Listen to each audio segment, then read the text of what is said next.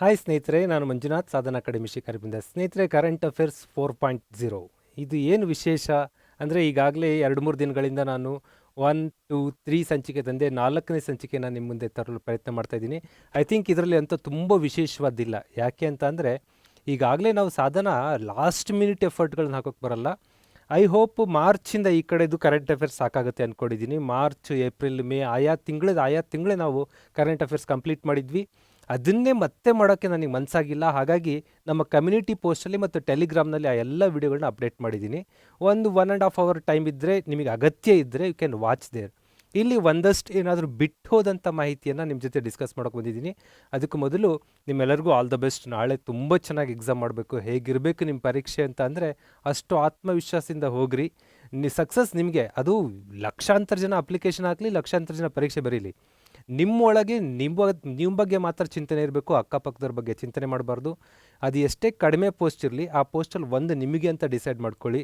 ಯಾರು ಬುಕ್ ಹಿಡ್ಕೊಂಡು ಕೂತ್ಕೊಂಡಿದ್ದಾರೆ, ಯಾರು ಏನು ಮಾಡ್ತಾರೆ, ಏನು ಯೋಚನೆ ಮಾಡದೆ ಬಿ ಕೂಲ್, ಬಿ ಕಾನ್ಫಿಡೆಂಟ್, ಆರಾಮಾಗಿ ಹೋಗಿ ಎಕ್ಸಾಮ್ ಬರೀರಿ.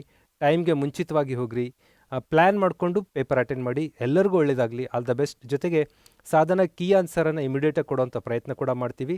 ಅಪ್ಡೇಟ್ ಮಾಡ್ಕೊಳ್ಳಿ ಅಂತ ಹೇಳ್ತಾ, ನಮ್ಮ ಸಾಧನ ಯಾರು ಸಬ್ಸ್ಕ್ರೈಬ್ ಮಾಡಿಲ್ಲ ಅಂದರೆ ಇದುವರೆಗೂ ಈಗ ಮಾಡಲೇಬೇಕು. ದೆನ್ ಯಾಕಂದರೆ PSI SDA ಎಲ್ಲ ಪರೀಕ್ಷೆ ಇದೆ. ಇನ್ನೂ ಅದ್ಭುತವಾದ ಸೆಷನ್ಗಳು ನಾವು ಕೊಡೋ ಪ್ರಯತ್ನ ಮಾಡ್ತೀವಿ. ಎಲ್ಲೂ ಕೂಡ ಹಣ ಕೇಳಲ್ಲ, 100% ಫ್ರೀ ಇರುತ್ತೆ. ದೆನ್ ಬರೋಣ, ಗುಪ್ಕರ್ ಘೋಷಣೆ, ಗುಪ್ಕರ್ ಕೂಟ ಅಂತ ಒಂದು ಅಲೈನ್ಸ್ ಮಾಡ್ಕೋತಾರೆ. ಇದು ಯಾವುದು ರಿಲೇಟೆಡ್ಡು ಅನ್ನೋದು.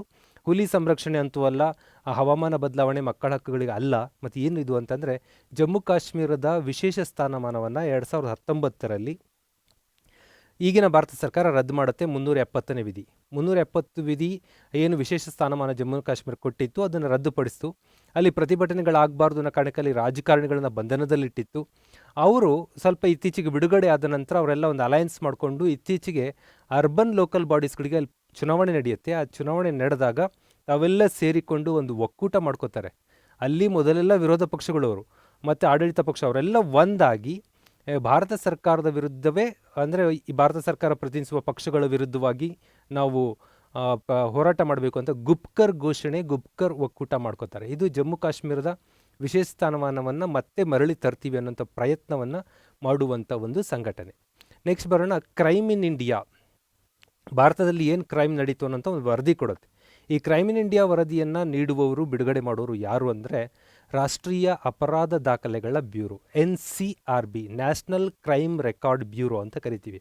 ಕನ್ಫ್ಯೂಸ್ ಆಗಿಬಿಡಿ. ಯಾಕೆಂದರೆ ಈ ವರ್ಷ ತುಂಬ ಸುದ್ದಿಯಲ್ಲಿದ್ದು NCRBಗಿಂತ NCB, ನಾರ್ಕೋಟಿಕ್ಸ್ ಕಂಟ್ರೋಲ್ ಬ್ಯೂರೋ ಅಂತ. ನಾರ್ಕೋಟಿಕ್ಸ್ ಕಂಟ್ರೋಲ್ ಬ್ಯೂರೋ ಅನ್ನೋದು ತುಂಬ ಸುದ್ದಿಯಲ್ಲಿತ್ತು. ಯಾಕಂದರೆ ಡ್ರಗ್ಸ್ ಮಾಫಿಯಾ ಏನು ಸುಶಾಂತ್ ಸಿಂಗ್ ರಜಪೂತ್ ಅವರ ನಿಧನದ ನಂತರ ಆರಂಭ ಆಗತ್ತೆ. ಅದರ ಟ್ರೇಸ್ ಮಾಡುವಂಥ ಪ್ರಕರಣಗಳು, ಡ್ರಗ್ಸ್ ಮಾಫಿಯಾವನ್ನು ಮುಂಬೈಯಿಂದ ಸ್ಟಾರ್ಟ್ ಆಗಿ ಬೆಂಗಳೂರಿಗೆ ಬಂದು, ಬೆಂಗಳೂರಲ್ಲೂ ಹಲವಾರು ರಾಜಕಾರಣಿಗಳು, ಚಿತ್ರರಂಗಕ್ಕೆ ಸಂಬಂಧಪಟ್ಟವರೆಲ್ಲ ಅರೆಸ್ಟ್ ಆಗ್ತಾರೆ.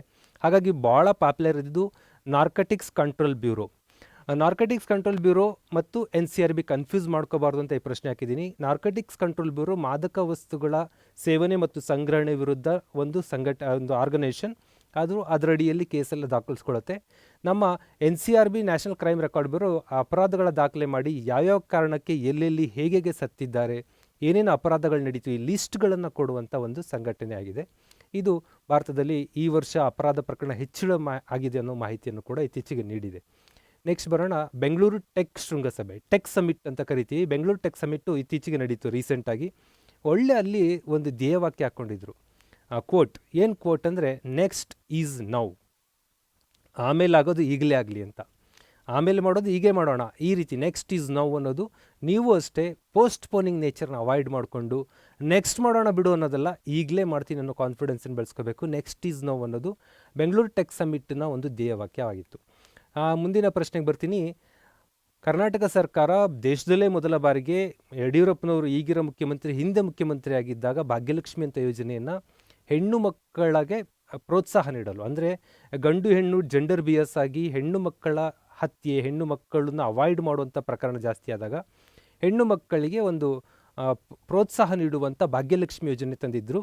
ಅದನ್ನು LICಯೊಂದಿಗೆ ಅಗ್ರಿಮೆಂಟ್ ಆಗಿತ್ತು ಅವತ್ತು.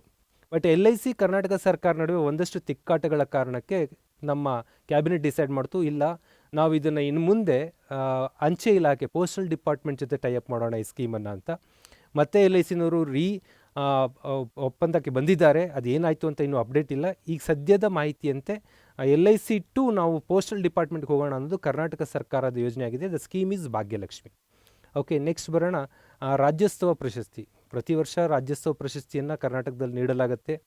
ಅದಕ್ಕೆ ತುಂಬ ಕಂಡೀಷನ್ಸ್, ಟರ್ಮ್ಸ್ ಎಲ್ಲ ಇರುತ್ತೆ. ಅದರ ಅರ್ಚಿಗೂ ಆ ಪ್ರಶಸ್ತಿ ವಿಜೇತರಿಗೆ ಸಿಗುವ ಮೌಲ್ಯ ಏನು ಅಂತ ಏನಾದರೂ ಎಕ್ಸಾಮಲ್ಲಿ ಕೇಳಿದರೆ 1,00,000 ಮೌಲ್ಯವನ್ನು, ಹಣವನ್ನು, ಕ್ಯಾಶ್ ಪ್ರೈಸನ್ನು ನೀಡಲಾಗುತ್ತೆ ರಾಜ್ಯೋತ್ಸವ ಪ್ರಶಸ್ತಿ ವಿಜೇತರಿಗೆ. ಮುಂದಿನ ಪ್ರಶ್ನೆ ಬರೋಣ. ಕರ್ನಾಟಕದ 31ನೇ ಜಿಲ್ಲೆಯಾದ ವಿಜಯನಗರದ ಕೇಂದ್ರ ಸ್ಥಳ ಎಲ್ಲಿದೆ? ವಿಜಯನಗರ ಅನ್ನೋದು ನೀವು ಹುಡ್ಕೊಂಡು ಹೋದರೆ ಅಲ್ಲಿ ಯಾವುದೋ ಒಂದು ಊರು ಸಿಗಲ್ಲ ನಿಮಗೆ. ಹಾಗಾಗಿ ವಿಜಯನಗರದ ಹೆಡ್ ಕ್ವಾರ್ಟರ್ ಯಾವುದು? ಈ ಹಿಂದೆ ಕೆಲವೊಂದು ಕಡೆ ಹಾಗಾಗ್ತಾಯಿತ್ತು. ದಕ್ಷಿಣ ಕನ್ನಡ ಅನ್ನೋ ಪ್ಲೇಸ್ ಇಲ್ಲ, ಅದರ ಹೆಡ್ ಕ್ವಾರ್ಟ್ರ್ ಮಂಗಳೂರು. ಉತ್ತರ ಕನ್ನಡ, ಅದು ಹೆಡ್ ಕ್ವಾರ್ಟ್ರ್ ಕಾರವಾರ. ಹಾಗೆ ಕೊಡಗು ಅನ್ನೋ ಊರು ಸಿಗಲ್ಲ ನಿಮಗೆ, ಅದು ಹೆಡ್ ಕ್ವಾರ್ಟ್ರ್ ಮಡಿಕೇರಿ. ಅದೇ ಥರದಲ್ಲಿ ಈಗ ವಿಜಯನಗರ ಅಂತ ಜಿಲ್ಲೆ ಆಗಿದೆ. 31st ಅದರ ಕೇಂದ್ರ ಕಚೇರಿ ಹೊಸಪೇಟೆ ಅದರ ಕೇಂದ್ರ ಕಚೇರಿ ಆಗಿರುತ್ತೆ. ಇನ್ನೂ ಒಂದು ಹೊಸ ಕುತೂಹಲ ಅಂದರೆ 32ನೇ ಜಿಲ್ಲೆ ಕೂಡ ಎಕ್ಸ್ಪೆಕ್ಟ್ ಮಾಡ್ತಾ ಇದ್ದೀವಿ ನಾವು. ಈ ಬಜೆಟಲ್ಲಿ ಅನೌನ್ಸ್ ಆಗೋ ಸಾಧ್ಯತೆ ಇದೆ. 32nd district. Weight and watch ಯಾವುದು ಬರ್ಬೋದು ಅಂತ ಕಾಯ್ದು ನೋಡೋಣ. ದೆನ್ ತರಕಾರಿ ಹಣ್ಣುಗಳಿಗೆ ಕನಿಷ್ಠ ಬೆಂಬಲ ಬೆಲೆ, ಮಿನಿಮಮ್ ಸಪೋರ್ಟ್ ಪ್ರೈಸನ್ನು. ಮಿನಿಮಮ್ ಸಪೋರ್ಟ್ ಪ್ರೈಸ್ ಈಗ ದೇಶದಲ್ಲಿ ದೊಡ್ಡ ಸುದ್ದಿಯಾಗಿರೋದು.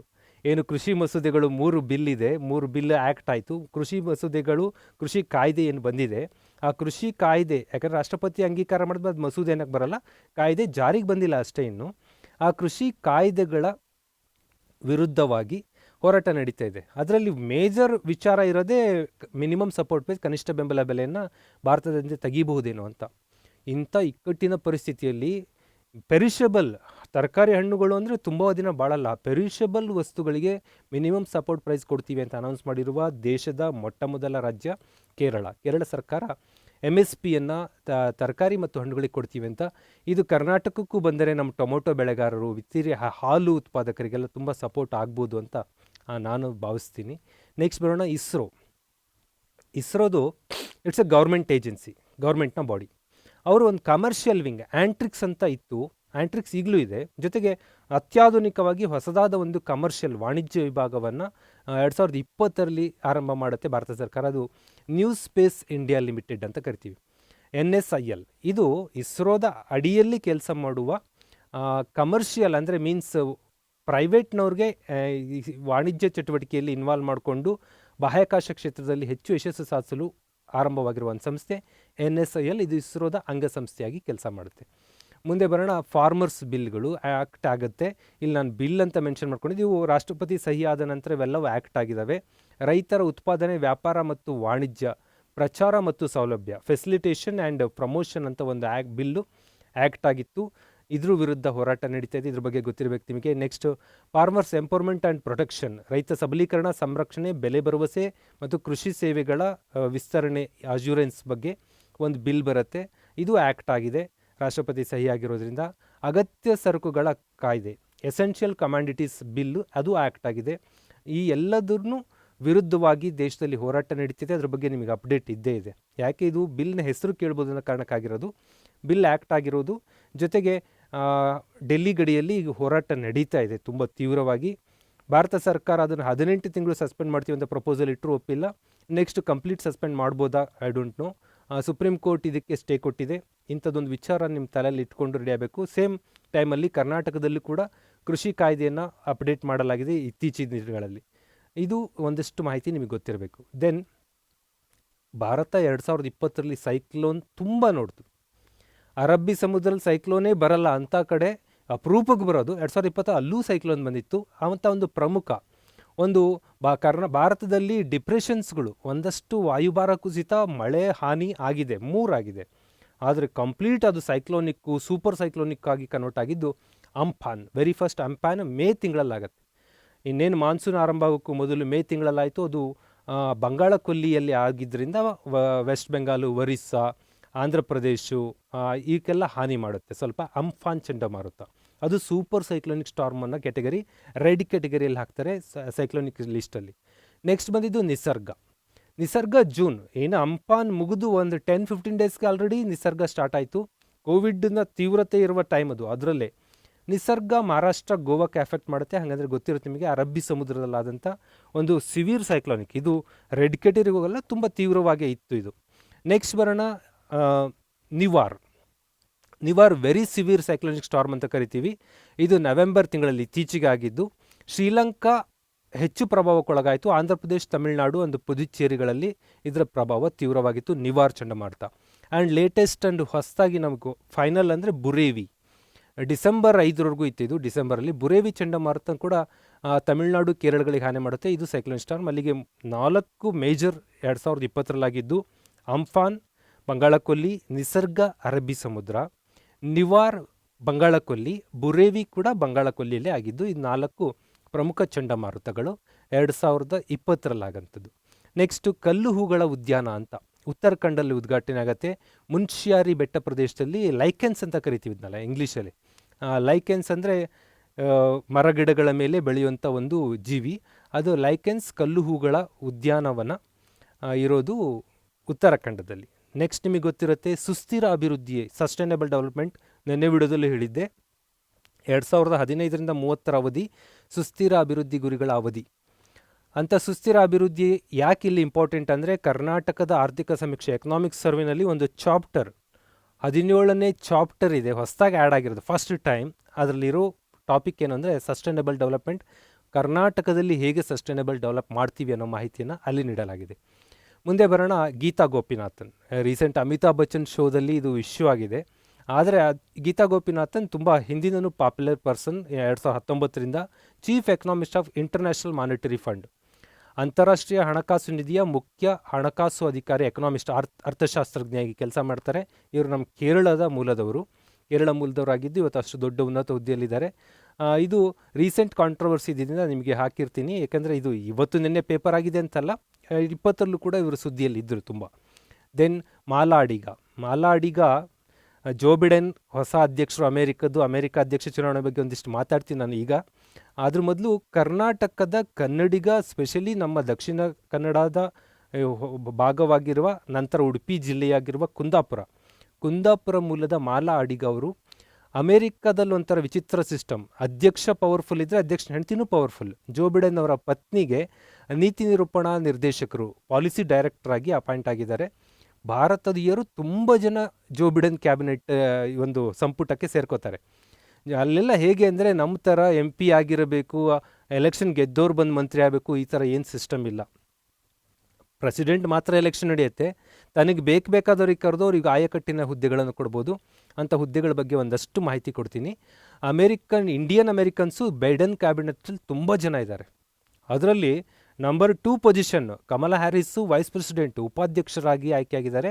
ನಮ್ಮ ತಮಿಳುನಾಡು ಮೂಲದವರು ಇವರು. Kamala Harris vice president of America, first lady vice president of America also. Next Neera Tanden ಅವರು ವೈಟ್ ಹೌಸ್ನ ಮ್ಯಾನೇಜ್ಮೆಂಟ್ ಆ್ಯಂಡ್ ಬಜೆಟ್ ಸೆಕ್ಷನಲ್ಲಿ ಮುಖ್ಯಸ್ಥರಾಗಿ ಕೆಲಸ ಮಾಡ್ತಾರೆ. ಅದೆಲ್ಲದಕ್ಕಿಂತ ಪ್ರಮುಖ ಡಾಕ್ಟರ್ ವಿವೇಕ್ ಮೂರ್ತಿ ಅವರು, ಸರ್ಜನ್ ಜನರಲ್ ಅಂತ ಕರಿತೀವಿ, ವೈದ್ಯಕೀಯ ವಿಭಾಗದ ಮುಖ್ಯಸ್ಥರು ಇವರು. ಇಡೀ ಅಮೆರಿಕದ ವೈದ್ಯಕೀಯದ ಮುಖ್ಯಸ್ಥರಾಗಿ ವಿವೇಕ್ ಮೂರ್ತಿಯವರು ಆಯ್ಕೆಯಾಗಿದ್ದಾರೆ. ಈ 3 ಫೇಸ್ ಅಂತೂ ನೀವು ಮಿಸ್ ಮಾಡದೆ ನೆನ್ಪಿಟ್ಕೊಳ್ಳಬೇಕು. ಇಫ್ ಪಾಸಿಬಲ್ ಮುಂಬರುವ ಎಕ್ಸಾಮ್ಗಳಲ್ಲಿ ಇದು ಟಫ್ ಆಗ್ತಾ ಹೋಗ್ಬೋದು. ವನಿತಾ ಗುಪ್ತಾ ಅಂತೇಳಿ ಅಸೋಸಿಯೇಟ್ ಅಟಾರ್ನಿ ಜನರಲ್ ಆಗಿ ಆಯ್ಕೆಯಾಗಿದ್ದಾರೆ. ಆ್ಯಂಡ್ ವಿನಯ್ ರೆಡ್ಡಿ ಅವರು ಡೈರೆಕ್ಟರ್ ಆಫ್ ಸ್ಪೀಚ್ ರೈಟಿಂಗ್ ಆಗಿ ಆಯ್ಕೆಯಾಗಿದ್ದಾರೆ. And civil security and human rights ವಿಭಾಗದಲ್ಲಿ ಉಜ್ರಾ ಜಿಯಾ ಅನ್ನೋರು ಆಯ್ಕೆಯಾಗಿದ್ದಾರೆ. ದೆನ್ ಈ ರೀತಿ ಹಲವಾರು ಪರ್ಸ್ನಾಲಿಟಿಗಳು ಮತ್ತೆ 4 ಜನ ಇದ್ದಾರೆ. ಇದರಲ್ಲಿ ಮಾಲಾ ಅಡಿಗ ವೆರಿ ಫೇಮಸ್, ನಾವು ಕೋಟ್ ಮಾಡ್ಕೋಬೇಕು. ಫಸ್ಟ್ ಲೇಡಿ ಜಿಲ್ ಬಿಡೆನ್ ಅವರಿಗೆ ಇವರು ಪಾಲಿಸಿ ಡೈರೆಕ್ಟರ್ ಕೆಲಸ ಮಾಡ್ತಾರೆ. ಆ್ಯಂಡ್ ಇನ್ನೊಂದಿಷ್ಟು ಸೋನಿಯಾ ಅಗರ್ವಾಲ್, ಮೆನಿ ಪೀಪಲ್ಗಳು ಇದ್ದಾರೆ. ಹೀಗೆ ಹಲವಾರು ಮಾಹಿತಿಗಳಿದೆ. ಇದನ್ನೆಲ್ಲ ಡಿಸ್ಕಸ್ ಮಾಡ್ತಾ ತುಂಬ ಟೈಮ್ ಸ್ಪೆಂಡ್ ಮಾಡೋಕ್ಕೆ ರೆಡಿ ಇಲ್ಲ, ಬಿಕಾಸ್ ನಾಳೆ ನೀವು ಎಕ್ಸಾಮ್ ಬರೀಬೇಕು. ಸಣ್ಣ ವಿಷಯನ ಹೆಚ್ಚು ಎಲಾಸ್ಟಿಕ್ ಮಾಡಿ ಮಾತಾಡೋ ಟೈಮ್ ಇದಲ್ಲ. ನಿಮ್ಮೆಲ್ಲರಿಗೂ all the best. B cool, be confident. ಏನಾದರೂ ಕರೆಂಟ್ ಅಫೇರ್ಸ್ ನನಗೆ ಒಂದಿಷ್ಟು ಗ್ಲ್ಯಾನ್ಸ್ ಮಾಡ್ಕೋಬೇಕಿತ್ತು ಕ್ವಿಕ್ಕಾಗಿ ಅಂದರೆ ನಮ್ಮ ಕಮ್ಯುನಿಟಿ ಪೋಸ್ಟಲ್ಲಿ ಮತ್ತು ನಮ್ಮ ಟೆಲಿಗ್ರಾಮ್ನಲ್ಲಿ March, April, May, June, July ಎಲ್ಲ ತಿಂಗಳದ್ದು ನಾವೇನು ವಿಡಿಯೋಗಳನ್ನ ಆಯಾ ಸಮಯಕ್ಕೆ ಮಾಡಿದ್ವಿ, 20-25 ನಿಮಿಷದ ವಿಡಿಯೋಗಳು. ಕರೆಂಟ್ ಅಫೇರ್ಸ್ ಲಾಟ್ ಇದೆ. 4.0ದಲ್ಲಿ ತುಂಬ ಮಾಹಿತಿ ಕೊಟ್ಟಿಲ್ಲ ಅಂದ್ಕೋಬೇಡಿ, ಯಾಕೆಂದರೆ ಈ ಹೇಳಿದ ಮಾತನ್ನೇ ಮತ್ತೆ ಹೇಳೋಕ್ಕೆ ನನಗೆ ಇಷ್ಟ ಆಗೋದಿಲ್ಲ. ಆಲ್ರೆಡಿ ಹೇಳಿದ್ದೀನಿ, ಅಲ್ಲೆಲ್ಲ ಇದೆ. ಏನು ನವೆಂಬರ್, ಡಿಸೆಂಬರಲ್ಲಿ ಸ್ವಲ್ಪ ಬಿಟ್ಟಿದ್ವಿ, ಅದನ್ನು ಎಲ್ಲ ಸೀರೀಸ್ಗಳಲ್ಲಿ ಕೊಟ್ಟಿದ್ದೀವಿ. ಯುಟಿಲೈಸ್ ಮಾಡ್ಕೊಳ್ಳಿ, ಸಕ್ಸಸ್ ಕಾಣಿ. ಮತ್ತು ಒಂದು ತುಂಬ ನಾನು ಗೆದ್ದೇ ಗೆಲ್ತೀನಿ ಅಂತ ಮನಸ್ಸಿನಲ್ಲಿ ಒಂದು ಫಿಯರ್, ಒಂದು ಆ್ಯಂಗ್ಸಿಟಿ, ಒತ್ತಡ ಇಟ್ಕೊಂಡು ಹೋಗಬೇಡಿ. ಗೆಲ್ಲೇಬೇಕು. ಹೆಚ್ಚು ಒತ್ತಡ ಹಾಕ್ಕೊಂಡು ಹೋಗಬೇಡಿ. ಹೆಚ್ಚು ಒತ್ತಡ ಆದಾಗ ಹಿತಮಿತವಾದ ಒತ್ತಡ ಇರಲಿ, ಒಳ್ಳೆಯದಾಗತ್ತೆ. ಸ್ವಲ್ಪ ಚೆನ್ನಾಗಿ ಬರೀರಿ. ಆ್ಯಂಡ್ ದೆನ್ ಹೊರಗೆ ಬಂದ ನಂತರ don't go to rest mode. Then get ready for SDA, PSI, ಹಲವಾರು ಎಕ್ಸಾಮ್ಗಳು. ಈ ವರ್ಷ ನೇಮಕಾತಿಗಳ ಸುರಿಮಳೆ. ಶಿಕ್ಷಣ ಇಲಾಖೆದು ಪ್ರಪೋಸಲ್ ಕೊಟ್ಟಿದ್ದಾರೆ.